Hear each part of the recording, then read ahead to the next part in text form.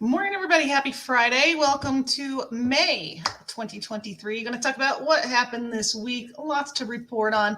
Starting with the Fed meeting, they did indicate they are going to hike interest rates 25 basis points this month, and most likely you can expect that to happen again in June. We will see. No signs to indicate that they're going to let up on those rate hikes anytime soon. This week in the news, more about failing banks. We've had 3 bank failures within the last 2 months. Now, bear in mind that these 3 banks combined have $550 billion in assets.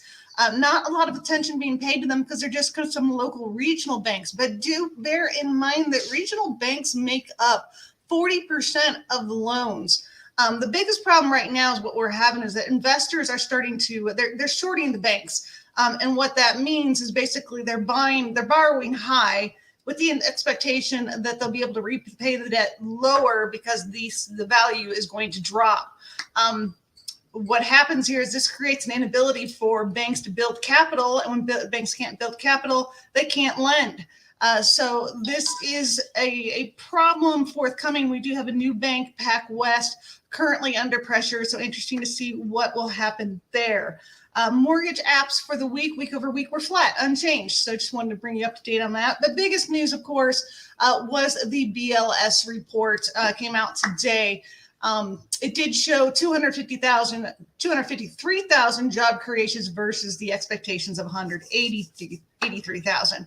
And something of interest to note, though, as the markets kind of work out this report, is that there were revisions for the past 2 months on those reports, down 149,000. So clearly, those past 2 months not as good as what were initially, shown in the report. So will that happen with this report? Interesting to see, but I think that's something that should be you consider when we look at these headline numbers. The revisions have been negative over the past couple of months. So is this report as good as it looks?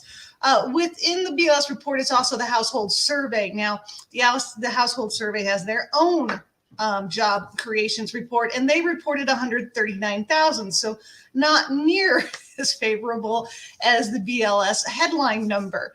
And within the household survey makes up the unemployment, and unemployment went from 3.5% to 3.4%. So an improvement of 0.1%.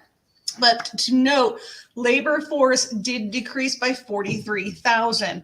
Also, earlier this week, S&P 500 companies are showing that job cuts have now exceeded labor shortages. So the last time we had this was in April of 2021, and it just looked like people didn't want to go back to work because they were getting those stimulus checks from the pandemic.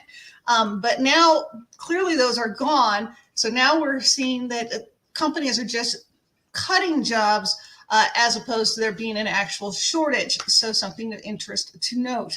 So let's take a look at the markets. Let's see what's been going on.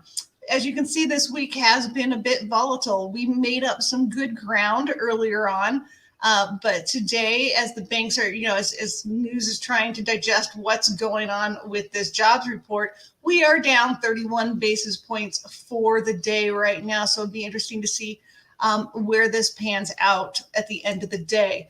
So that's where we're at. If you have any questions, please do reach out to me with any questions, concerns, or comments. I do appreciate when you like and share my videos. But have a great Cinco de Mayo. I hope it's filled with lots of tacos and margaritas, because you can't really end a week any better than that and start your weekend any better than that. So have a great day. See you next week.